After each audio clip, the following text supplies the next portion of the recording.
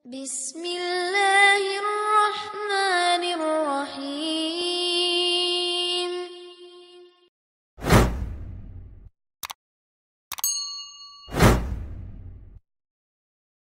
Assalamualaikum warahmatullahi wabarakatuh. Alhamdulillah, alhamdulillahil azizil hakim, alladhi khalaqal insana fi ahsani taqwim, thumma arsala ilaihim rasulahu bil huda wa dinil qayyim, liyahdiyahum ila siratin mustaqim. Salawatullah wa salamuhu ala nabiyil karim, nabiyina wa syafiina sayyidina Muhammadin wa ala alihi wa ashabihi wa atba'ihi alladhina ataw rabbahum biqalbin salim. Allahumma anfa'na warfa'na bil Qur'anil azim, wahdina wa barik lana bil ayati wa dhikril hakim, wa taqabbal minna innaka samiul alim. Alhamdulillah, para asatidz, para ustadz, para mudaris yang dirahmati Allah. Pada pagi hari ini Allah memperjumpakan kita dalam media ini dalam limpahan nikmat, limpahan anugerah yang tidak bisa kita hitung, lebih-lebih ketika Allah memilih kita menjadi bagian dari hamba-hamba Allah yang beriman, yang bersembah sujud kepada Allah, yang taat, yang tunduk patuh kepada ajaran beliau. Ini adalah sebuah kenikmatan yang istimewa yang diperuntukkan bagi orang-orang yang istimewa, hamba-hamba yang istimewa, hamba-hamba yang dikehendaki Allah akan kebahagiaannya di dunia dan akhirat. Semoga kita senantiasa diberi hidayah taufik untuk istiqomah di jalan Allah Subhanahu wa taala. Ikhwafillah rahimakumullah. Pada pagi hari ini marilah kita melanjutkan kajian kita kitab At-Tibyan fi Adabi Hamalatil Quran. Kita melanjutkan kajian-kajian yang lalu, sudah sampai bab 5 pasal yang ke-4 ya. Halaman berapa, Mas? Halaman 54 bagi yang menyimak dengan kitab halaman 54. Kan karya Imam Nawawi, semoga Allah memberi kemanfaatan untuk kita di dunia dan di akhirat. Ya. Faslun fil amri bi ta'ahudil Qur'an wa tahdhiri min ta'ribihi nisyan wa tahdhiri li ta'dirihi lin nisyan. Pasal menerangkan tentang perintah untuk kita senantiasa menjaga Al-Quran dan peringatan agar senantiasa kita menjauhi apa-apa yang menyebabkan lupa. Ikhwafillah rahimakumullah, bagi hamilul Quran, para penghafal Quran, sungguh anugerah yang sangat besar dianugerahkan kepada para hafidz adalah Al-Quran, ayat-ayat maupun surat-surat Al-Quran yang ada di dalam hati mereka, yang membasahi bibir mereka. Sungguh kemuliaan hafidz itu bukan dari gelarnya, bukan dari julukannya, apalagi dari sertifikatnya, sama sekali tidak. Tetapi karena kemuliaan Al-Quran yang dianugerahkan Allah di dalam hati mereka, yang senantiasa membasahi bibir mereka, yang senantiasa mewarnai pandangan mata mereka. Itulah Al-Hafidz, orang yang senantiasa menjaga kalam suci Al-Quran untuk setiap gerak dan langkahnya, untuk senantiasa bersamanya, dimanapun dia berada. Kita lanjutkan. Subita an Abi Musa al-Asy'ari radhiyallahu anhu. Berita telah dikukuhkan Nabi Musa al-Asy'ari dari sahabat Abi Musa al-Asy'ari radhiyallahu anhu. Annan Nabi bahwasanya Kanjeng Nabi sallallahu alaihi wasallam qala bersabda, ta'ahadu jagalah oleh kalian hadal Qur'ana, Quran ini. Walladzi demi zat yang nafsu Muhammadin jiwanya Nabi Muhammad biyadihi di dalam tangannya, genggaman kekuasaannya. Lahu asyaddu tafallutan. Lahu asyaddu tafallutan. Biyadihi lahu asyaddu tafallutan. Lahu mas. Lahu. Oh, lahu. Lahu sungguh Al-Qur'an itu asyaddu tafallutan, lebih cepat tafallutan lepasnya minal ibili daripada unta fi ukuliha di dalam ikatannya. Rawahul Bukhari.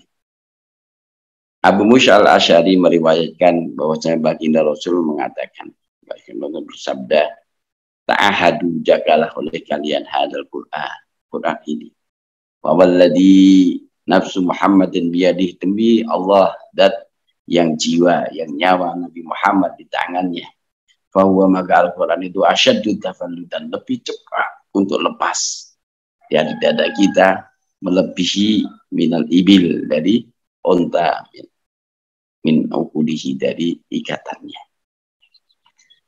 Ini berlambang bahwasanya Al-Quran itu, ya, kalau kita nggak jaga, itu akan lepas dari dada kita. Kalau kita nggak rawat, kita benar-benar perhatikan, maka itu cepat sekali untuk lepas dari dada kita. Lebihi unta dari ikatannya. Terus. Wa'an Ibnu Umar radhiyallahu anhu. Wa'an Ibni Umar, dari Ibnu Umar radhiyallahu anhu. Anna Rasulullah, bahwasanya Rasulullah sallallahu alaihi wasallam qala bersabda, Mathalu sahibil Qur'ani. Innama sesungguhnya mathalu sahibil Qur'an, perumpamaan orang yang mempunyai Al-Qur'an.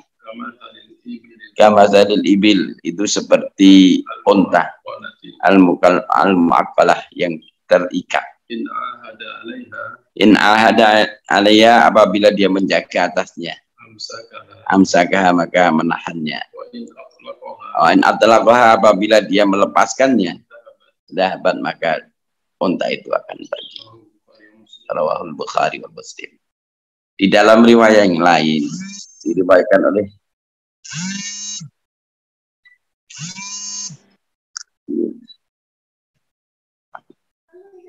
diriwayatkan dari Ibnu Umar bahwasanya Rasulullah bersabda,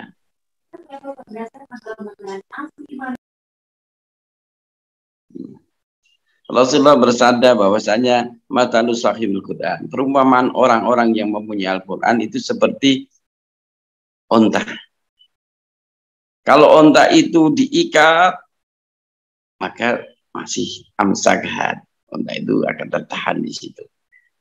Wa in atlaqaha, apabila dilepas, maka dahabat, akan hilang, akan pergi. Begitu juga Al-Quran. Manakala Al-Quran itu diikat, dengan senantiasa kita murojaah, memperhatikan, menjaga, maka akan tetap di dalam dada kita. Tapi tatkala kita biarkan Al-Quran itu tidak pernah kita baca, kita biarkan, tidak pernah kita murojaah, maka akan hilang dari dada kita. Terus. Wa'an Anas bin Malik radhiyallahu anhu. Wa'an Anas, dari Anas bin Malik radhiyallahu anhu. Qala, berkata Anas bin Malik, qala, bersabda Rasulullah sallallahu alaihi wasallam, uridat, ditampakkan alayya atasku, ujuru ummati, pahala-pahala umatku, katal qadadu, sehingga kotoran, yukhrijuha, yang dia keluarkan qadah itu, yukhrijuha, yang mengeluarkannya, ar-rajulu, seseorang, minal masjid, dari masjid. Wa uridat alayya, dan telah ditampakkan atasku, Dunubu ummati, dosa-dosa umatku. Falam ara dzamban Falam ara, maka tidaklah aku melihat damban suatu dosa. a'dhama min suratin A'dhama, lebih besar, min suratin, dari sebuah surat. minal Qur'an Minal Qur'an, dari Al-Qur'an. aw ayatin Au ayatin, atau ayat. fiha Utiha, yang telah diberikan kepadanya. rajulun Utiha, yang telah diberikannya rajulun, kepada seseorang. thumma nasiyaha Tumma nasiha, kemudian melupakannya. Rawahu Abu Dawud. Betul, betul. Baginda Rasul pernah mengatakan di dalam hadis beliau, uridat aliyya ujuru ummati, ditampakkan di alam barzah ini Rasulullah ditampakkan amal-amal umatku, baik yang baik maupun yang buruk, baik yang berpahala maupun yang mendapatkan dosa. Ditampakkan pahala-pahala umatku, sampai kotoran yang dikeluarkan seseorang dari masjid itu berpahala baginya. Dan begitu juga ditampakkan kepadaku dosa-dosa umatku. Maka tidak aku lihat dosa yang lebih besar daripada sebuah surat atau sebuah ayat yang telah diberikan Allah kepadanya, telah dihafal, kemudian fanasiyah, maka dia melupakannya. Ini sebuah cambukan, sebuah teguran yang keras bagi kita untuk melupakan Al-Quran. Jangan sampai kita berpaling dari Al-Quran, jangan sampai kita melakukan sesuatu yang membuat kita melupakan Al-Quran. Baginda Rasul mengatakan, lam ara dambat, aku tidak pernah melihat dosa a'dhama, yang lebih besar, min suratin Al-Quran au ayatin fanasi utiha rajulu fanasiyah, yang telah diberikan kepada seorang kemudian dilupakannya. Terus wa an Sa'id bin Ubadah an Nabi sallallahu alaihi wasallam wa an Sa'ad bin Ubadah, dari Sa'ad bin Ubadah radhiyallahu anhu, anin Nabi, dari kanjeng Nabi sallallahu alaihi wasallam, man qara al-Qur'ana, man, barang siapa, qara'a, yang membaca Al-Qur'an, thumma nasiya kemudian melupakannya, Allahu lakiya, maka dia akan bertemu Allah, kepada Allah. Lakiya, maka dia akan bertemu lagi Allah kepada Allah azza wa jalla yaumal qiyamah, pada hari kiamat. Wa huwa ajdamu, sedangkan dia ajdamu. Jadam itu adalah dalam keadaan jadam itu kusta, ya. Jadi sangat menyedihkan. Jadi orang yang telah membaca Al-Quran, menghafal Al-Quran, kemudian fanasiyah, maka dia di hadapan Allah dalam keadaan jadam, dalam keadaan yang sangat menyedihkan, dalam keadaan kusta. Alhamdulillah min dzalik. Ya. Ini wabillahi fasal ini sebuah peringatan bagi kita yang entah semua, entah separuh, entah sulus, entah rubu, entah satu surat, entah satu juz dan sebagainya. Di antara kita yang sudah menghafal Quran, ingat bahwasanya Al-Quran itu adalah kalam Allah, anugerah yang sangat besar yang diberikan kepada kita. Maka janganlah kita sia-siakan.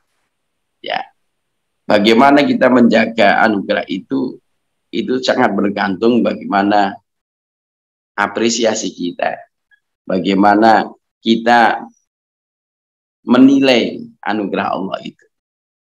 Ya, saya ibaratkan tatkala kita menilai itu sesuatu yang sangat mulia, misalnya kayak intan berlian, bahkan lebih dari itu, maka intan berlian itu akan kita simpan di tempat yang aman, di lemari yang aman, di kamar yang aman, karena kita takut hilang. Kalau kehilangan intan berlian itu kehilangan nilai yang sangat besar. Al-Quran melebihi dari itu, ikhwan. Melebihi dari itu. Maka kehilangan Al-Quran, suatu surat maupun satu ayat dari Al-Quran, itu kehilangan nilai yang tidak terharga dengan materi dunia ini. Maka seyogyanya lah kita pertahankan anugerah anugerah besar ini, ya, anugerah besar ini di dalam hati kita dengan senantiasa membaca dan murojaah.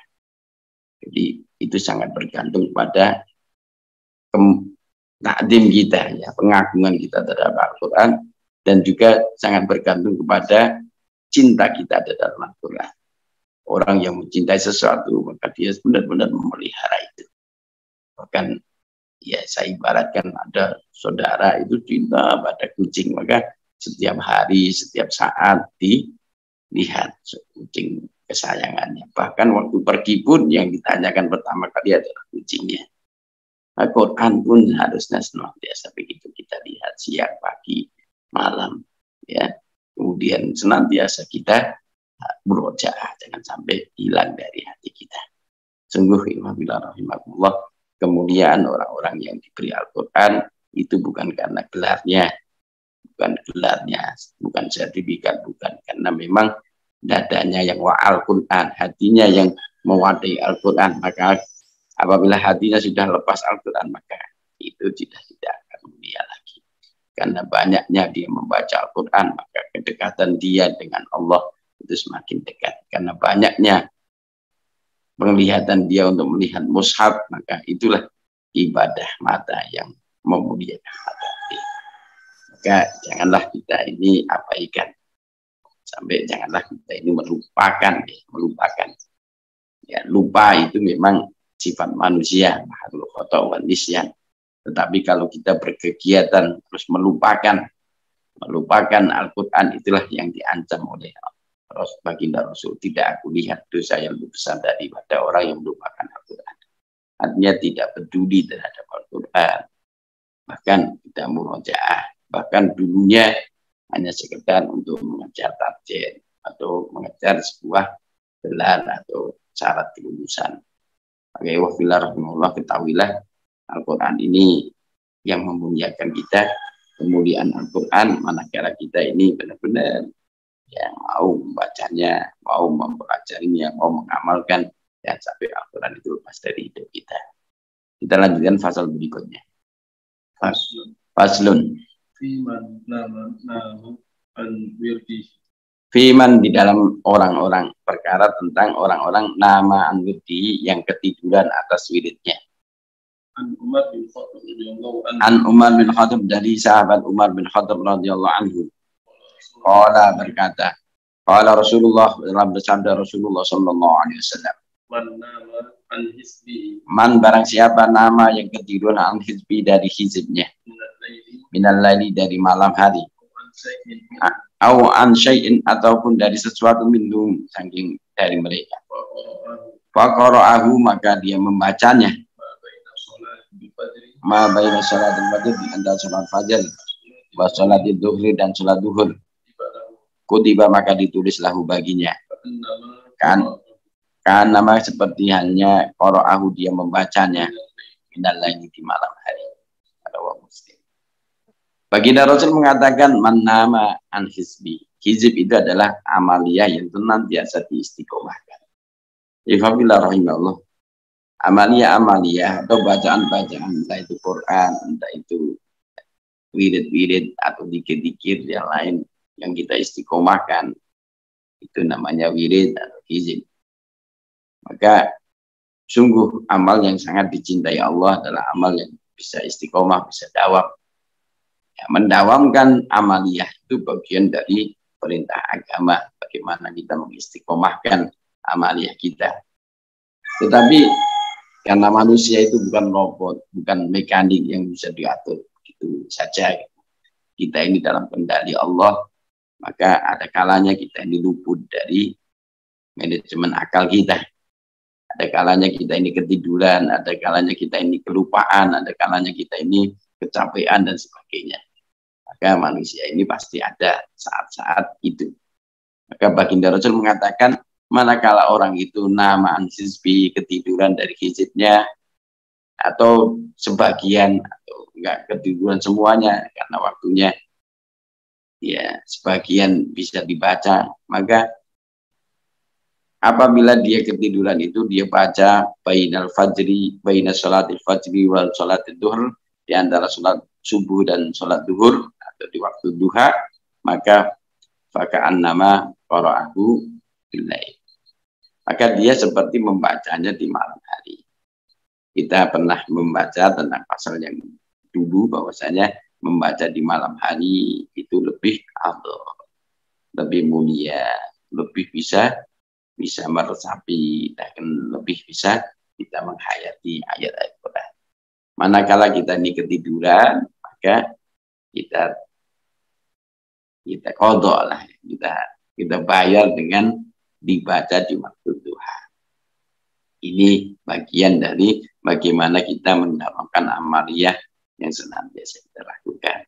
Entah itu bacaan Quran, entah itu qiyamul lail, entah itu wirid-wirid yang lain, maka tatkala ketiduran atau kelupaan maka dibaca di waktu duha. Maka pahalanya kutiba lahu, dia ditulis baginya pahala seperti dia membaca di malam hari. Wa an Sulaiman bin Yasar qala. Wa an Sulaiman, dari Sulaiman bin Yasar qala, berkata Sulaiman bin Yasar. Qala Abu Sa'id radhiyallahu anhu. Qala Abu Sa'id radhiyallahu anhu. Numtu saya tidur barihah di tadi malam. Terus anwirdihi dari wirid. Hatta asbahtu. Anwirdi dari wiridku hatta asbahtu, sehingga masuk pagi saya. Falamma maka tatkala asbahtu masuk pagi saya. Istarja'tu, maka saya istirja itu membaca inna lillahi wa inna ilaihi raji'un. Wa kana dan ada pun wiridku adalah surat al-Baqarah, Fara'aitu maka aku melihat fil manami di dalam tidur. Ka'anna baqarah, seperti sapi betina rohuni mendodos ya, menyeruduk mendodos kepadaku. Benar. Jadi kata Abu Sa'id ini, aku ketiduran tadi malam dan aku tidak sempat melakukan wirid saya, dan wiridku adalah membaca surat Al-Baqarah di malam hari. Maka tatkala itu saya tidur dan aku mimpi seolah-olah ya, ada Baqarah, ada sapi betina yang mentanduk dodos marang dia. Ini bagian teguran ya. Ini sahabat saja memang ya, ini sifat manusianya masih ada. Bagaimanapun sahabat yang untuk khair ummah, yang sebaik-baik umat, yang senantiasa benar-benar tekad kuat dan disiplin kuat untuk kadang-kadang pun lepas dari wiridnya. Maka sampai diperingatkan oleh Allah dalam mimpinya seperti Baqarah itu mentanduk dia. Nah, ini artinya hendaknya wirid-wirid itu diistiqomahkan. Terus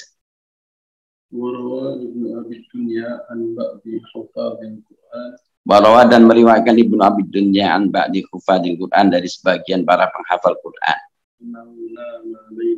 Annahu, bahwasanya nama ketiduran Laila di malam hari. An hizbi, dari hizibnya. Faro, maka dia melihat fi manami, di dalam tidurnya. Ka'anna, seperti qailan, ada orang yang berkata. Yaqulu lahu, yang berkata lahu kepadanya. Ajibtu, aku heran. Min jismin, dari sebuah jisim, jasad. Wa min sihatin, dari sebuah jasad yang sehat. Min fata, dan dari seorang pemuda, nama yang tidur ilal fajri, sampai fajar. Wal mautu, adapun mati. La ta'manu, tidak aman khutbatuhu, menyambarnya. Fi dhalamil laili, di kegelapan malam.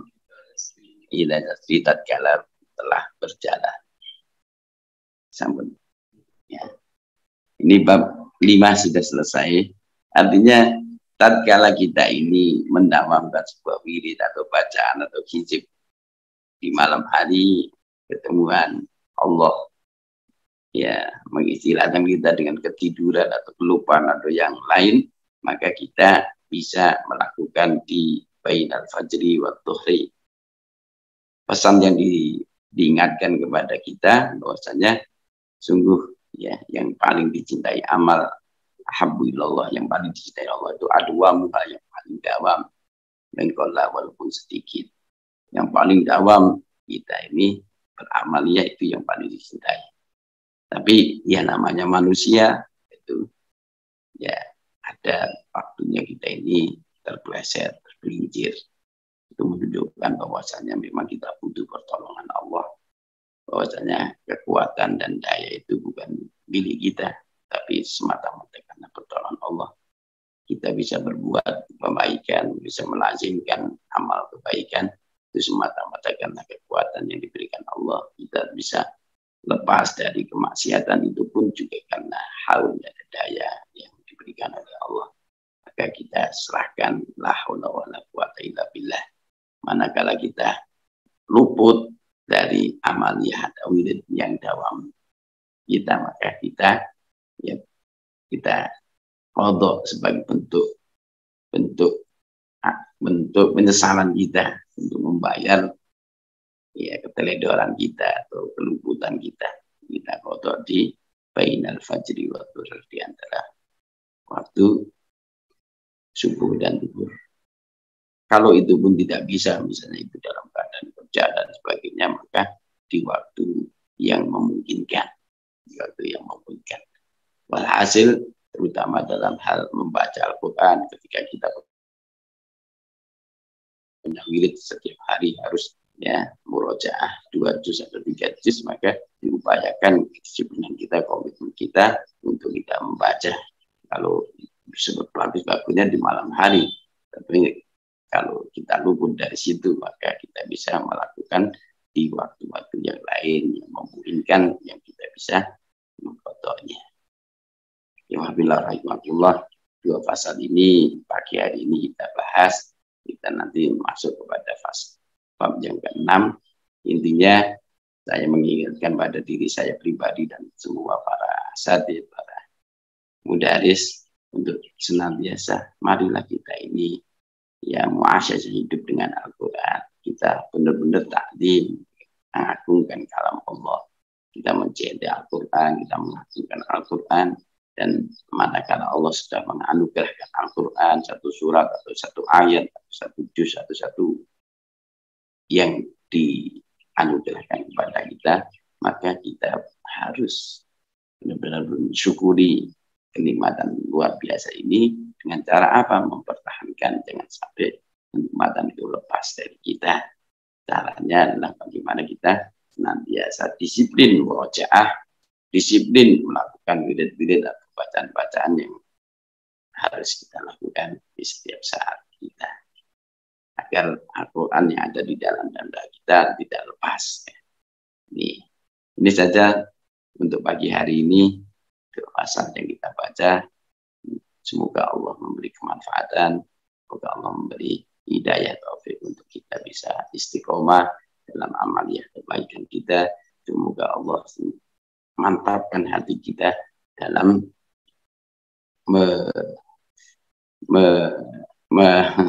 mewadahi Al-Quran yang mulia.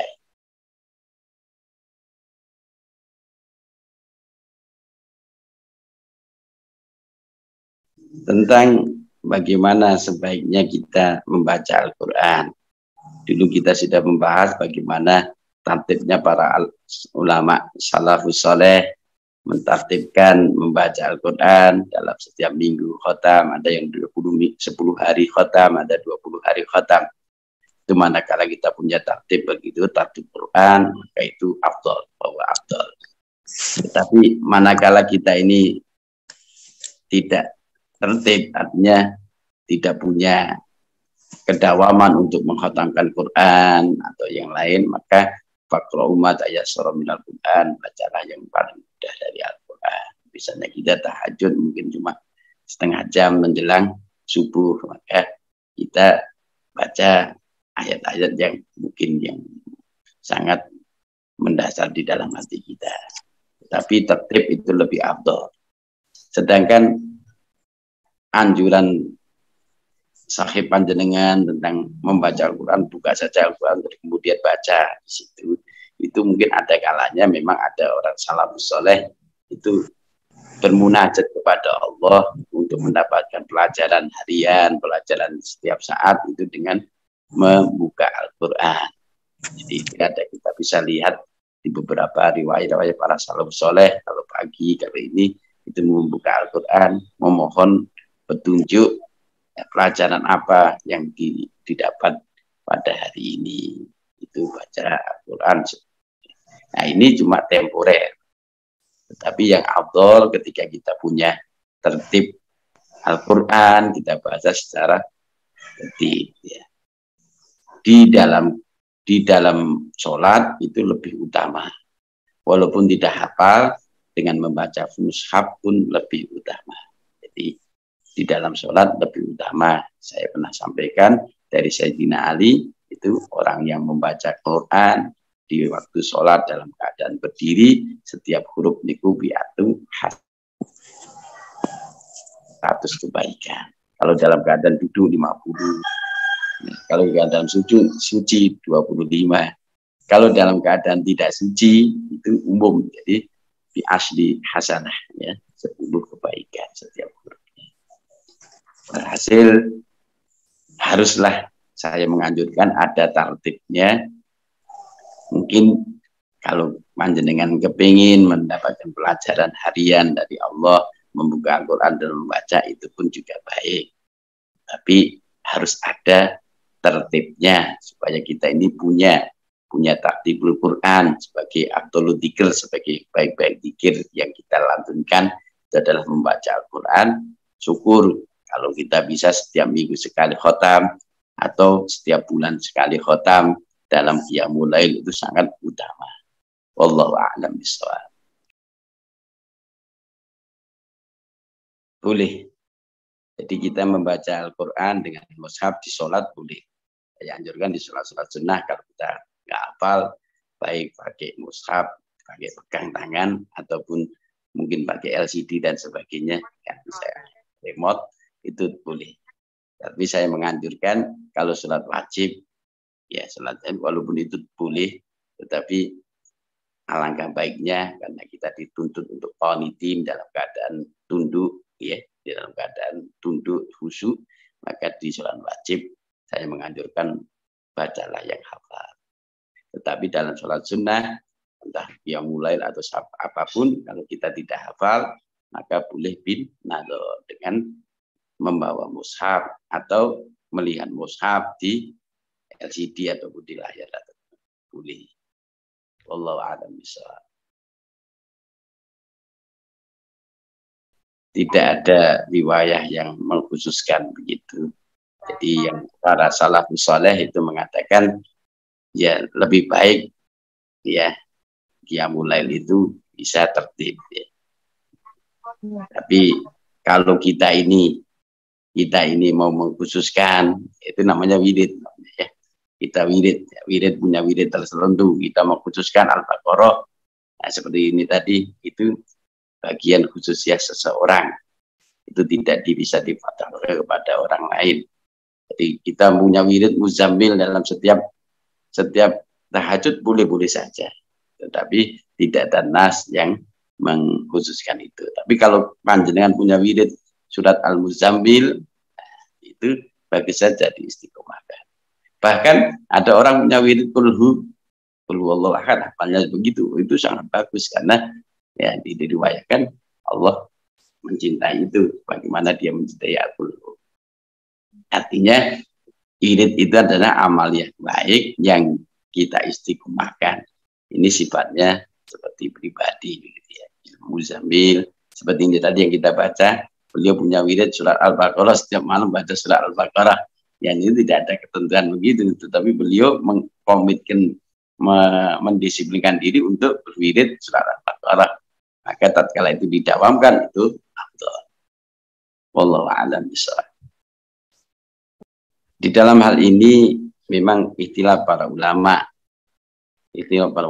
Apakah kita ini lebih banyak tulul qiyam bikiraatil, dengan membaca banyak, berdirinya panjang, atau bikasroti sujud, dengan memperbanyak sujud. Ini tergantung mukminnya. Orang mukmin itu bagaimana hal wal makomnya. Maka yang saya menganjurkan bagi ahli Quran, ahli Quran, Imam Syafi'i mengatakan orang-orang ahli Quran itu lebih banyak membaca Al-Quran, lebih panjang membaca Al-Quran. Ya, jadi karena memang inna Quran al-Fatihah kana masyhudan. Jadi di waktu tahajud, di waktu ini, minal laili wa tahajjad bi nafilatan la asa ya ba'da rabbika dan seterusnya, itu dengan memperpanjang Al-Quran. Bahkan dulu kita baca bahwasanya kadang-kalanya di suatu kondisi tertentu ada yang sampai mengkhatamkan dalam 2 rakaat, mengkhatamkan dalam 1 rakaat. Dulu kita pernah baca Sayyidina Utsman bin Affan, Sayyidina Tamim bin Ad-Dari dan sebagainya. Itu kondisional bagi orang-orang yang memang Al-Quran, kondisi Al-Quran. Tetapi bagi orang-orang yang memang hafalannya tidak banyak dan tidak ahli Quran, maka kayak Salim Maula Muhammad ini bikasroti sujud, memperbanyak sujudnya. Sholat ada yang sampai sholat sunat mutlak sampai berpuluh-puluh kali, bahkan beratus-ratus kali, itu pun baik. Walhasil secara umum al-mukmin bainal hali wa maqami. Mukmin itu bagaimana keadaan dan makomnya. Manakala dia itu ahli Quran, maka turun qiyam, memperpanjang bacaan, itu lebih utama. Seperti subuh ya. Subuh itu cuma 2 rakaat. Padahal subuh itu fresh-freshnya. Kenapa kok 2 rakaat? Tidak 4 rakaat, sujudnya kan lebih banyak. Supaya di waktu subuh itu kita ini memperpanjang bacaan. Dan itulah yang dicontohkan oleh baginda Rasul, memperpanjang bacaan di waktu subuh. Kalau di sholat-sholat dulu, sholat maghrib, sholat ini, itu tidak sepanjang di subuh. Nah, rakaatnya tambah 4 rakaat, tapi tidak sepanjang di subuh. Jadi jawabannya bagaimana kondisi seseorang itu. Manakala ahli Quran, saya menganjurkan lebih banyak memperpanjang bacaan, lebih baik memperpanjang bacaan. Wallahu a'lam bishawab. Ya, ifafillah rahmatullah, para asatidzah yang dimuliakan Allah. Ya, sampailah di penghujung kajian kita kajian ini, semoga apa yang kita baca menjadikan ilmu yang bermanfaat, yang menambahkan ketakwaan dan amal soleh kita, dan juga menambahkan kedekatan hati kita kepada Al-Quran, mahabbah kita terhadap Al-Quran, dan meningkatkan kualitas pengamalan kita terhadap Al-Quran. Marilah para sahabat-sahabat sekalian, kita berdoa kepada Allah, semoga setiap hajat dan cita-cita kebaikan kita dikabul oleh Allah Subhanahu wa taala, dan Allah senantiasa memberi hidayah taufik kepada kita untuk istiqomah di jalan Allah, dan semoga Allah memberi saadah dunia sampai akhirat, sampai kita menghadap kepada Allah dalam keadaan husnul khatimah. Ala hadiniya wa ala kulli diyatin salihah bisiril Fatihah. A'udzubillahi minasyaitonir rajim. Bismillahirrahmanirrahim. Alhamdulillahi rabbil alamin arrahmanir rahim maliki yaumiddin. Iyyaka na'budu wa iyyaka nasta'in ihdinas siratal mustaqim siratal ladzina an'amta 'alaihim ghairil maghdubi 'alaihim waladdallin. Alhamdulillahi rabbil alamin hamdan yu'affi ni'amahu wa yukafi majidah. Ya rabbana lakal hamdu kama yanbaghi li jalali wajhika 'azim sultan. Subhanaka أثنيت على نفسك.